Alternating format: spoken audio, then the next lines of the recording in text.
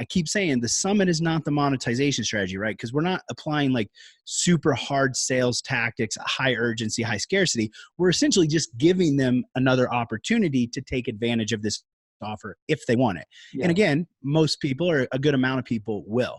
But the monetization strategy happens after the summit. Hi, I'm James Taylor, business creativity and innovation keynote speaker, and this is The Creative Life, a show dedicated to you, the creative.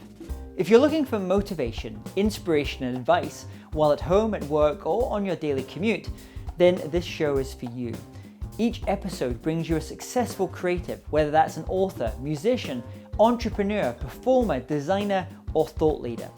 They'll share with you their journey, their successes, their failures, their creative process, and much, much more. You'll find show notes for this episode, as well as free training on creativity, over at jamestaylor.me. Enjoy this episode. Hey there, it's James Taylor, and I'm delighted today to have on the show Dr. Mark T. Wade. Mark went from brick and mortar to multi-million-dollar online business using a strategy called the One-Day Summit. Having created 6, 7, and multiple 7-figure businesses in the brick and mortar, online education, and software as a service space, Dr. Mark now helps entrepreneurs scale their online businesses with proven strategies such as the One-Day Summit formula. And it's my great pleasure to have him with us today. And welcome, Mark. How are you doing? Hey, James. I am so excited to be here. This is going to be awesome. So you're in one of my favorite countries just now. You're in Colombia. So tell us what took you to Colombia? Yeah, so I'm in Medellin right now, Medellin, Colombia. I decided to do a Spanish immersion program. So like every year I do something to test myself physically, mentally, and kind of challenge myself. So I came to a country I hadn't been before by myself to learn another language. And it's been absolutely phenomenal. And I've been loving it too. And my Spanish is coming along as well. And there's some really good food there. I think the last time I was in Colombia, I went to a restaurant, amazing young chef, a place called El Cielo. And I think it started in Medellin. And we both had this dish. I think it's called, was it the chocolate exfoliation? Is that what it's called? Oh yeah, it's a chocolate exfoliation. You start off your meal by pouring this hot chocolate over your hand with chocolate sprinkles to exfoliate it, and it's supposed to open your senses and prepare you for the delicacies that are to come. It's certainly. So when you're there, you can obviously with what you do, you can be in different parts of the world. You can work from anywhere. So in addition to you going and doing your Spanish training during the day, what else has your focus on, and what are you currently working on? Yeah, so I'm full-time into my SaaS company, Virtual Summit Software. I mean, just a little bit of my background. I'm actually a healthcare professional by trade. So people are kind of like, wait, how's a doctor or a postural neurologist running a SaaS company? But I started out in the health field. I have a couple doctorates and a couple dozen certifications, and I had a brick and mortar practice.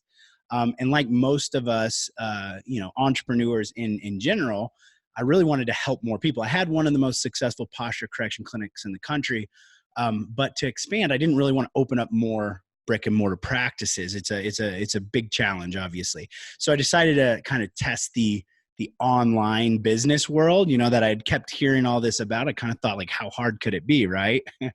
And now I know. But so I ventured out into that space, and it was challenging for quite a while. And then I stumbled across this strategy called a virtual summit. I was listening to a podcast, a buddy of mine, Flynn, on Smart Passive Income, and he was talking about this virtual summit he had spoken on. And I was like, well, this sounds like it's a really good idea. I've tried everything else. Like, let's give this thing a try. And so I set out to try and run a virtual summit. And the problem was, at the time when I was just getting started, I didn't really have a whole lot of influence, a whole lot of authority. So I could actually only get 9 speakers on my summit. So for anyone that hasn't heard of what a virtual summit is, describe how does a virtual summit work? What does it consist of? So technically, a virtual summit is an online event with pre-recorded sessions that are solving a problem or a series of problems with some of the best, experts in the world in their industries or niche over a set period of time. So like either one day or multiple days. Now there's a couple different types of virtual summits. There's a multi-day summit, which is most common, and it's anywhere from like 3 days to around 14 days and has, anywhere from about 20 to 80 speakers, depending on how ambitious you are. And it's really, these are really, really, really powerful. And I'll explain why in just a second. But the other type is a one-day summit. So as it says, it's one day. It doesn't mean it's a full day in length of content. It just means that your audience has one day to consume the content. Now, keep in mind, these are pre-recorded sessions typically with experts, industry leaders, niche experts that are giving solutions to a problem or a series of problems. Now, the reason virtual summits are so powerful for a multitude of reasons, but one of the biggest one is people can get the solutions to their problems, to their challenges, to their suffering through this online event without ever having to leave home. And here's the kicker, is most of them are free to attend during the date that they're offered. So if the virtual summit I'm running is next Thursday through Sunday, if you attend it, again, virtually, you don't have to travel. You can do it from the comfort of your home or office. If you attend it during that time, it's free to attend. So, I mean, this is like a really, really great opportunity for people. Now, you might be thinking like, well, how is this a good opportunity for the person hosting the summit? Well, the real power of a summit for us, for the people that are hosting it, is kind of twofold. It's one, it's an extremely powerful way to get your message out to the world, out to a big audience. And two, it's a really great way to build a relationship with that audience. So you start to build this relationship of know, like, and trust with an audience who's technically your target, maybe target market, if we can say that, to then move further with you in their customer journey with you, so whatever offering, services, programs, things like that. So kind of circling back just for a second is when I tried to run this, I wanted to do a multi-day summit, right? I wanted to do like 30 speakers, 4 days, but I could only get 9. So at the time I was like, well, I've already got 9, and 2 of them technically were me and my partner. So I actually only got 7, but instead of just giving up and saying, well, I'm not going to do it, I've already got 7 people who've committed. So I decided to just run it as a single day. Instead of having 4 days, I just did it as a 1 day. Not really thinking I was like creating anything. I was just being an entrepreneur, being resourceful. And it actually did really well. It brought in about 5,000 leads or attendees, and the summit itself made around $30,000. But what really was the most powerful aspect of it is that original summit went on to be the backbone of a certification we would create that would become a multi-million-dollar certification. So in other words, you're kind of these summits, obviously they get used a lot in terms of the online marketing world, but for outside, if you're not in that space, most of our audience is not, maybe they're speakers on leadership or on something else. You can essentially use these online summits, these virtual summits, to build authority, build a list pretty quickly, and then almost like you're kind of liquidating the cost of building your list, and then to be able to say, and if you've enjoyed this, you might also be interested in our $2,000 program, or booking me for coaching or consulting or whatever the thing you might have. Yeah, we actually call them like a self-liquidating offer. So yeah. I just ran a multi-day summit in the health space last month called the Digital Dementia Summit. And it was for us, the goal was to enter a new space, a new industry that we hadn't been in. So we had no list, no customers, but we had the goal and the idea to go into this area. So we ran the summit. We generated just over 26,000 leads and did just under $65,000. Now the money is great. Like obviously I'm not scoffing that, but 26,000 leads, we got paid to generate them. Like for those people who've done any kind of like online marketing, like Facebook ads, like how much would you have to spend to generate 26,000 leads? Like we're talking $100,000. So you're generating those 26,000 leads, potentially you've got those leads that are in yours, they've got a relationship, you've got a relationship directly with them now, because you have the email address, you have that permission to talk to them and share with them different things. You've made some money, you've generated some money as well. But I'm guessing in order to generate those leads, I mean, how much of that $65,000 budget, how much would you apportion to say, okay, this is, we're going to put into advertising, this is how much we're going to give affiliates, this is, other things, different marketing promotions. How do you think about that in terms of bring those people in the first place? Yeah, absolutely. That's a great question. So what I always say is your summit is technically not your monetization strategy. Your summit is your relationship building strategy. It's the beginning of your customer journey. Okay. It's where you generate expert leverage. People maybe who have never heard of you before, don't know who you are, but know some of these other speakers. When they see you on this platform with them, you immediately leverage that expertise, that credibility, that authority. And as you had just mentioned, you start to build this relationship with them. So out of that, you've got, of course, you're going to have some affiliate rev share spend. I think our net profit from that was around $25,000. So, but for me, again, the monetization strategy is not the summit. What actually is the monetization is what we call the post-summit profit strategy. So after the summit is over, you've now got an engaged audience who are saying, okay, I'm motivated, I'm interested on this topic. What's next? And they're looking for you. And you've also got two different types of lists. Even right at the start, you've got that list of people who are just interested in the topic area but have not bought. But you've also got this other list who have upgraded to maybe the VIP or lifetime access, who show that not only are they interested in the topic, but they're willing to pay money to find help and expertise around that topic. Oh yeah. So this is perfect point here. This, just to clarify, because people are probably saying, well, Mark, you said it's free to attend. How'd you generate $65,000? Okay, perfect. So it's free to attend during the time frame that we've set. So again, if we have 4 days, we've got Thursday, Friday, Saturday, Sunday, let's say. On Thursday, you've got X number of speakers. Well, once Thursday's over, those sessions are closed. Just like a normal kind of live conference or in-person conference, you can't, it's done, it's over. And you can't see what's next until it happens. So if you attend it as it's happening each day, you can watch the entire thing for free. So it's a huge, what we call high value, low risk opportunity, a lot of value there. But if you miss something, or maybe you want to go back and rewatch the sessions, what we typically do is we have what we call an all access pass or on demand access, which allows you to maintain access to those videos, to those sessions after it's over. And typically you throw in extra bonuses or goodies as well. So that's where you actually generate the income from the summit. But keep in mind, I keep saying the summit is not the monetization strategy, right? Because we're not applying like super hard sales tactics, high urgency, high scarcity. We're essentially just giving them another opportunity to take advantage of this offer if they want it. Yeah. And again, most people, or a good amount of people, will. But the monetization strategy happens after the summit. But this is an interesting point. So as you know, I've run a number of online summits in the past, and we'll have one like International Speakers Summit. We interview 120 of the world's best keynote speakers. Other ones with maybe a little bit smaller, maybe 30 speakers. And I remember talking to my team after I'd kind of learned about some of the work you were doing, and I said, "There's this guy Mark, and these like 10-day summits that we do, or 5-day summits, and everything that goes into like doing these multiple days, and we're thinking about how to stack it and all these different stuff. He has this. Let's just do a 1-day summit." And then it went kind of quiet on the call with my team. And then we all kind of went,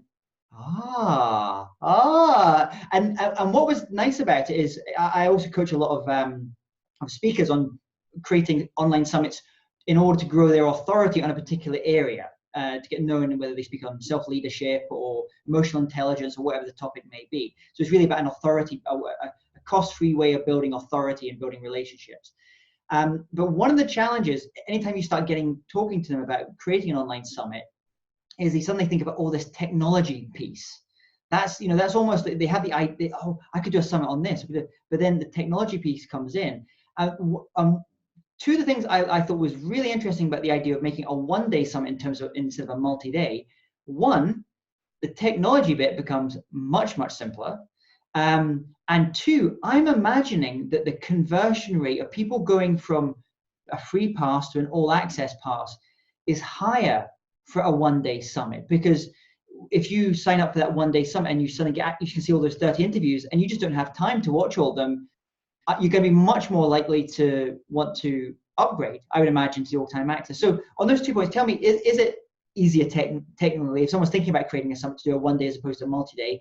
And secondly, do you notice a difference between the conversion rates, both the opt-in rates and also the people that are upgrading for the all-access passes, depending on what type of summit you do? So much good stuff here. So there is A multi-day summit is an extremely powerful and amazing opportunity. Like we run 2 to 4 multi-day summits and 4 to 8 one-day summits in all of my businesses every year. However, when and so we've run over 30 summits, and I've helped hundreds of people run summits as well. Now, when I'm working with anybody for the first time, like that they're going to run the summit, I never say take on a multi-day summit. I always say start with a one-day summit. So when it comes to the technological bit, me and you, we can think back and we know how challenging it used to be to actually have to build out a summit. I mean, I still think back to my first summit. It took me probably about 100 hours to build it. 9 different pieces of software, 26 plugins, all Frankenstein together, and still looked like a third grader built it, right? So that part is actually no longer an issue because we have the virtual summit software, which is the software we actually built internally to run our summits on, and then ended up expanding it into its own company, which now helps people be able to hop up a virtual summit in literally hours with no tech, no coding, anything like that. So that part's handled, whether you're doing a multi-day summit or a one-day summit.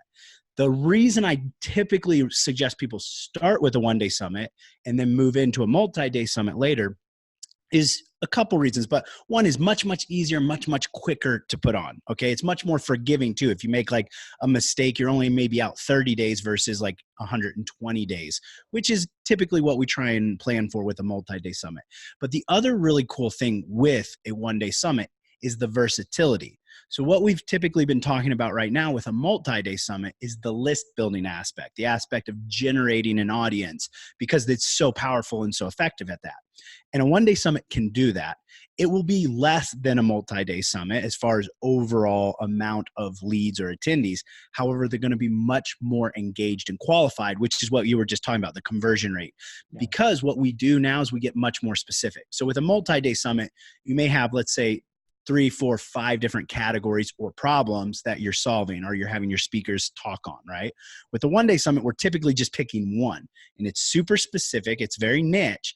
And now anybody who's opting in for this one-day summit is highly targeted, highly qualified for this, whatever that topic is, right? And typically you're going to pick a topic that then relates to what's your next product or service. So it's going to be a perfect transition into what we call the customer journey.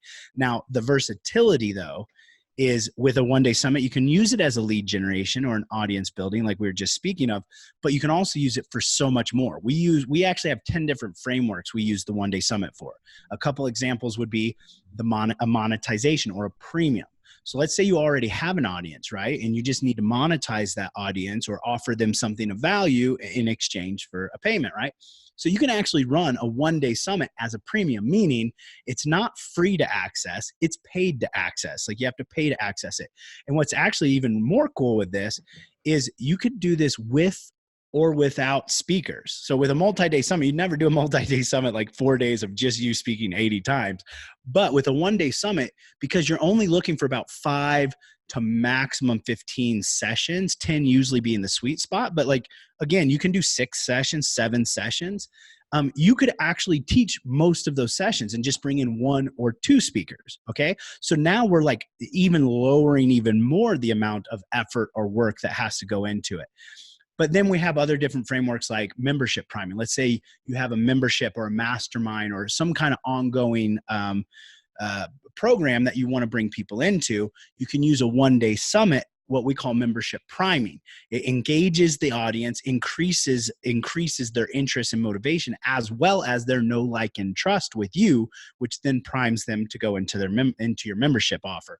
You can use the same thing for like a product launch or for a live event. If you have a live event coming up that you're hosting, you can use a one-day summit to bring people in on this topic, and or you can highlight potential speakers you're going to have at your live event, etc. And it just essentially, if you put a one-day summit in front of whatever objective or campaign that you're trying to do, you increase the conversions in the back end. So one-day summit is extremely versatile in that manner. And I think the live events one, I think is so underused. For if you've already got a live event, chances are you've already booked, X numbers of speakers for your event. It doesn't take much more work to be able to say, okay, let's create a little bit of something at the front end for this in order as a way of building buzz, building excitement around it, maybe offsetting some costs as well. You can put it 3 months out and also This is something, and I think it would have been difficult for event organizers in the past to do multi-day online virtual summits. But now with a 1 day, much, much simpler. Yeah. And also tying it back into where the original comment you made about the conversions, like increase in conversions. That's so true. And the reason that I'm seeing a lot of people starting to switch over more to 1 day summits and then running kind of multi summits like once a year, just as a standard kind of event, is because it overcomes one of the biggest challenges we are all facing right now, especially in the online kind of world, which is attention span, right? All of our attention spans is just decreasing dramatically, and people are being inundated with information constantly. So with a 1 day summit, it removes kind of that challenge of people going 4 days. Like, I really want to see those speakers, but I don't have 4 days to do it. So I'm not even going to attempt to do it. With a 1 day summit, essentially, it's like, look, get this problem solved in a day. Everybody's like, I can do that. I can offer a day to solve my problem. And because your summit is going to be so specific to the problem that your audience has, they're going to want that solution. So it dramatically increases conversions. Works for your live event. We've seen people use it for book launches, because we're also, in addition to the increasing of conversions, building the relationship, and then moving them into the next aspect of the customer journey, you're also building strategic partnerships with the people that you're having speak on your summit, right? This is a really great opportunity to get to know other industry experts in your niche and build that relationship, find a way to add value to them as well, and then later on be able to partner on other projects or other things. So it's really, really powerful in that manner as well. Yeah, that one you were talking about the author. I also thought about, you could, most authors, if you're doing a nonfiction book, you're interviewing maybe 20, 50 different people in order to get material for your book.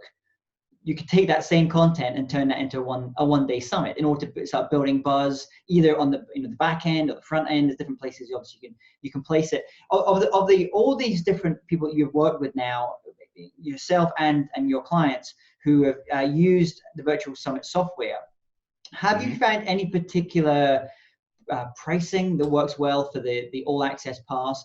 And have you found any particular product suites? So maybe the virtual summit is at the start, and then there's something, what's the next good price range to have up, and then what's the next one maybe up after that?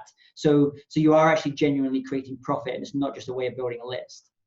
Yeah. So definitely the profit for sure comes.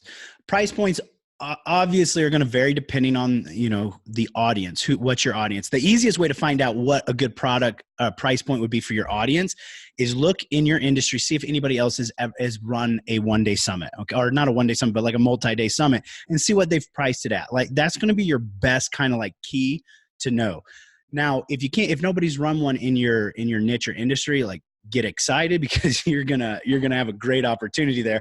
But look at what like a low priced kind of offer. We're looking at these to be like kind of like a tripwire style offer, or a little bit higher. So for example, the most common price points I see kind of in the online industries is 67 and 119. Okay, 67, we typically give like two offers. One is just going to be, essentially access to the on-demand version with maybe one or two bonuses, and then we're going to have a higher valued offer, which is going to have the same, but it's going to have a couple more bonuses, maybe something even more special or more sweet. Okay, now just a real quick note on that, like a kind of pro tip, is we use what's called the decoy effect a lot with this, because it really increases the actual income on your summit, which means you'll have three offers, one being a low price point, two being a higher price point at the exact same price. Okay, I know that sounds strange, but it's one low price, so 67, and then two at 119. The difference is one of them is just going to have one extra bonus. Now, they've done a ton of research on this, and what this shows is it doesn't increase the overall number of sales. Let's say you had 100 sales. It doesn't increase it more than 100 sales. What it ends up doing is it increases the number of low-valued sales to high-valued sales. It's just human psychology. So what it actually does is it increase your value per X, your value per customer, so you actually make more money on the summit. So that's just kind of like a pro tip. We don't have to go in depth on that. However, after this, what we're doing, like I have to start by saying this. The summit is not the end. The summit is actually the beginning. Because a lot of people, a lot of summit hosts, when they start to think about doing a summit, they start to think about, oh, I could do a summit on this topic because this is interesting, or this is a hot trending topic. And they start just thinking of like what they think their audience would like and what sounds good per se. You never start like that. You always start with what is the end in mind? Because I've seen this happen too often. People will actually run a summit. They'll generate a great list, but that list has no relation to what they actually offer in their services or products, right? So start with the way I would call this, when we call this the customer journey or the post-summit's profit strategy, is we go from summit to kind of medium price point offer to higher price point, or what we call the transformation, to a membership. Okay, that's just a general, it's not like a rule or a law. You can change that up however you want, get creative. But that's just how we start with, especially when we run our summits on what we call Ever Summit. So after they go live, we still have our summits running ongoing. So it's like an automated process. So what you want like 67, then to your lower price might be like a $297, and then your higher price might be like from $497 to $997 or maybe higher. And then you have a membership subscription thing, either for people that buy or don't buy. Exactly. Like that. Like that's exactly how I would have said it. Now, for everybody listening, your offers may be a little higher or a little lower depending on your audience. Obviously, look at your audience, but that's like a very standard. That's pretty normal right there. Yeah. So what I always say when you're setting up your summit, when you're starting to think about what theme or topic you should run on your summit, whether it's a multi-day summit, but for sure with a one-day summit, you want to look at that next offer, that medium price point. Okay. So whatever that is, whatever that program you have, maybe it's an online course or it's some kind of coaching offer, or you got supplements or whatever that is, or maybe it's speaking services, whatever that product is, whatever that offer is, what is the problem that it's solving? So let's just give an example. Let's say I have a course for healthcare professionals, and this course helps them learn how to help patients with chronic pain. Let's just say that, like, let's just make it like that. So the problem is, so that's what the course does. That's the solution. The problem is the healthcare professionals are having trouble getting their patients out of chronic pain. So this is a huge point here, because for whatever reason, we always jump past it and go right to the solution. We always like to talk about the positive aspect and what we're going to get them. But in order to increase the conversions, you have to be talking to the pain that they're suffering from, or the problem that they have the challenge with right now. Because if they're not actively searching for the solution, they're going to go, oh, that sounds interesting, but it's not my problem. Like, it's not the thing I'm looking for. As they say, it's not a 2 a.m. problem that they're having. In exactly. fact, what you said, the way of thinking about it, so don't just think, and this is obviously in terms of our human creativity, we start thinking of all these ideas. Oh, I could do a summit on this, I could do a summit on this. But there was that great Charlie Munger, Warren Buffett's business partner, and a great phrase is, he said, invert, always invert. So work back the way, see what the actual real goal is, whether that is to get more speaking gigs, or to, sell that high-end coaching or consulting thing that you have, or fill that event you have. And then you can start to work your way back from there. And then you arrive at, actually, this is what the summit needs to be about, or what the first of the summits needs to be about. And that you've just said it perfectly right there. So you take the problem, and now you take that problem and you build your one-day summit around that problem. Because what's going to happen now? First off, you're going to align, okay, we have this problem, so I'm going to have these solutions in this summit. Okay, now these solutions become your sessions. Those sessions now tell you exactly what speakers to go out and find to speak on this. And then what is it going to do? It's going to bring people, anybody that signs up for that one-day summit has that problem, which means you have the solution, which is at the next step. It's the next program you're going to sell. So that's where the monetization actually happens, because the first step, the summit, is where we're building that relationship and we're creating the authority and the motivation. Now, I want to drop this in here for all the speakers we have. Like, here would be an idea that I would consider doing, is if I'm trying to get more speaking opportunities, I would do one of two things. One, I need to build relationships with the meeting planners, right? So I could run a one-day summit or a multi-day summit highlighting aspects that meeting planner, like how to get hired as a speaker, and I would interview 10 of the meeting planners that I want to get hired by to go speak with, because you're going to build that relationship with them. They're going to get to know, like, and trust you. And then you'll have this opportunity to move forward with them.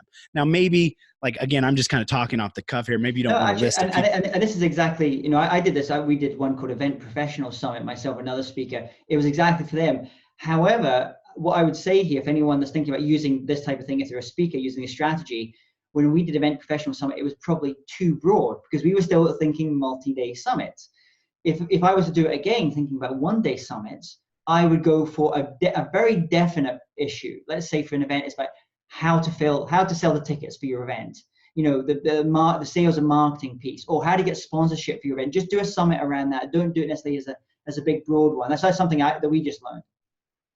Yeah, no, that you nailed that. That was so perfect. And what it's going to do, I mean, here's the thing that holds most people back, most summit hosts back, is they think, well, if I go that specific, then I'm only going to generate a small amount of people. Like, they think like, I want a list of 26,000, for example. Well, that's great if you know how to do it and you're able to qualify it. But honestly, I would much prefer a list of 1,000 to 5,000 highly engaged and qualified potential customers than just a list of 26,000 people that are kind of interested in looking, like, just exploring the opportunity. For example, my first $136,000 launch came from a list of 900 people that I generated from a one-day summit. So you don't need, I mean, it's kind of a common misconception. We all think we need huge lists to be able to be successful. You don't need a huge list. You need a list with engaged and qualified people. So that, being very specific, essentially that's just to say what you were saying, by being specific is the key. Because even if you only generated, 800 people on your list, which most of us would be like, oh, that's not a very big list. We also forget, because we all look at numbers a lot. Like, we look at our marketing numbers, we look at our sales numbers. That's 800 individuals, like 800 real people that are looking to you for the answer and the information. Yeah. If you take the time to then build that relationship or that customer journey ongoing with that next step, the next product or program, some coaching or whatever, you can actually generate really great income and help people at the same time. I mean, this is like one of the reasons I love summits. So, no, I mean, so yeah, I mean, I think that is such a great point. And it kind of leads me to the kind of final question as we started, just to finish up here as well, was going back to that technological challenge. So you and I both did it in the good old days of piecing together 8 different things. And then we also do, like yourself, do evergreen summits. So once you create it, then you can basically evergreen it, and it continues to run even after it's happened. So you scratched your own itch and actually came up with a product to do this, to help save all those days and hours of pain from having to piece all these different things together. Yeah, I mean, I went from doing it myself, which would take about 100 hours. And, each summit costs around $7,000 at the time with all the different things I needed, to eventually I had a team of 4 people, because we built a multi-million-dollar company in the health space off of summits. Like I said, 2 to 4 multi-day, 4 to 8 one days every year. So I had a team of 4 people full time running these summits. And I just kept thinking to myself, like, why is it so hard to do a summit when you can hop on a webinar with no technical knowledge or coding and have a webinar up in a matter of an hour, right?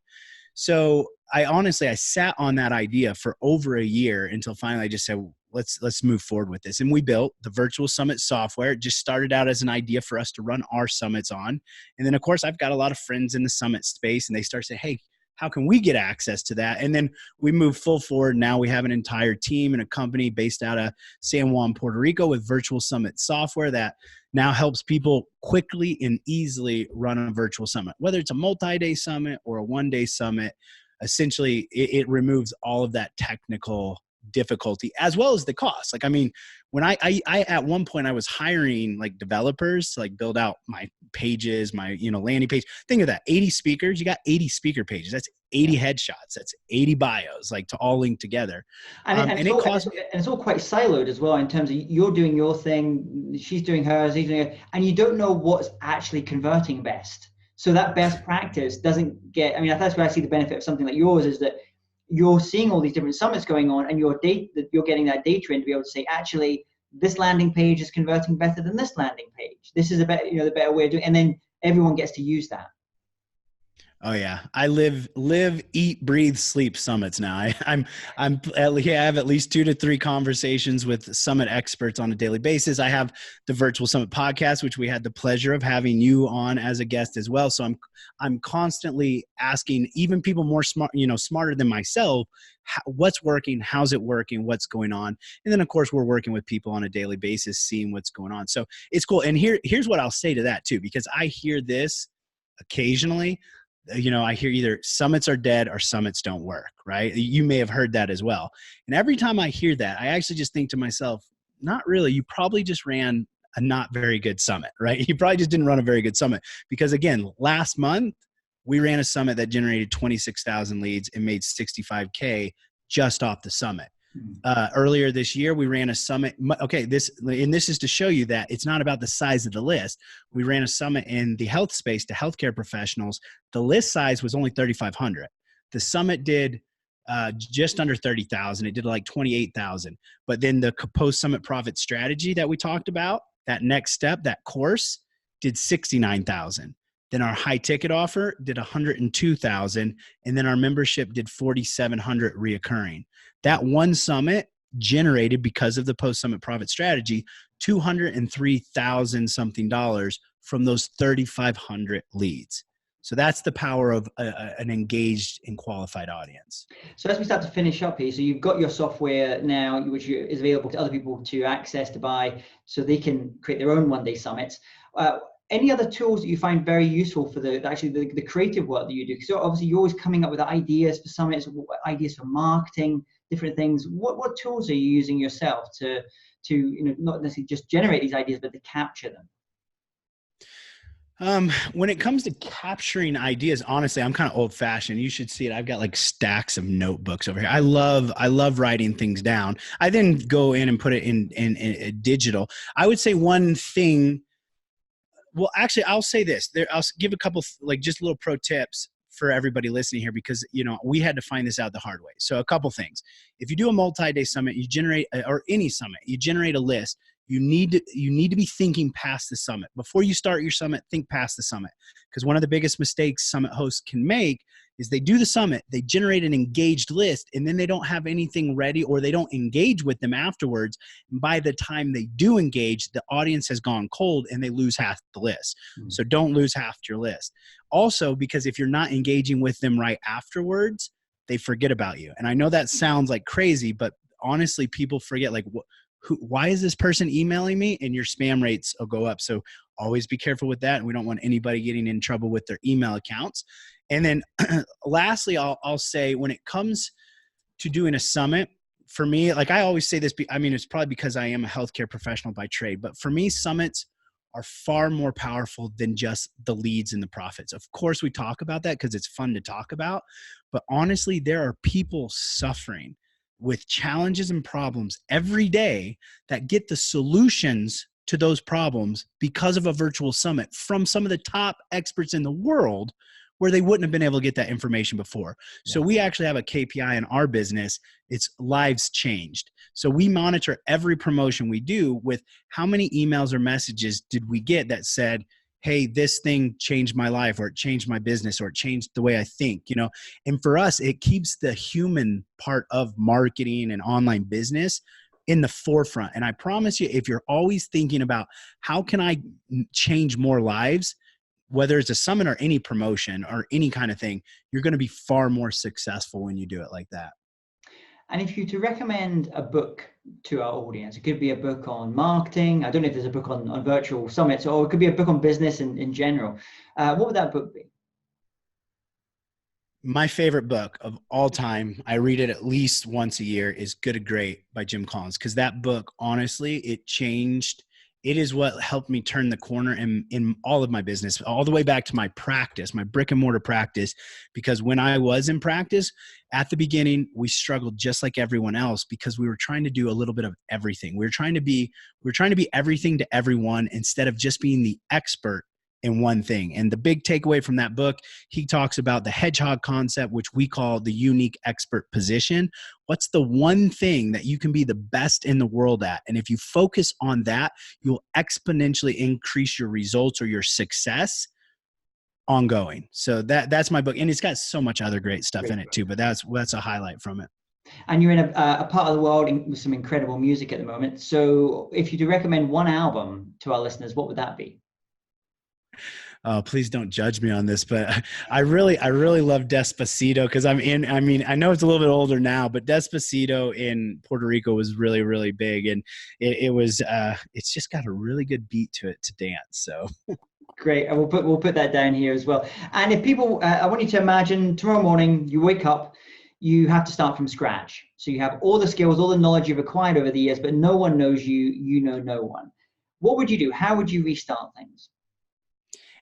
And I know we've just been talking about summits, but I swear, I promise you, like this is what I would do. Like, and a perfect example is when we tried to enter a new niche this year with general consumers, which we had never been in before. The first thing we did was we ran a virtual summit. And the reason we did it is we were able to have immediately an audience that was engaged, that looked at us as the expert. And two, we now had strategic partnerships. If you're going to grow a business, especially if you're starting from scratch, most people make the mistake of trying to build out products and services, but then have no one to sell it to. Spend the time building an audience and strategic partnerships, and then you can create the product suites to that audience.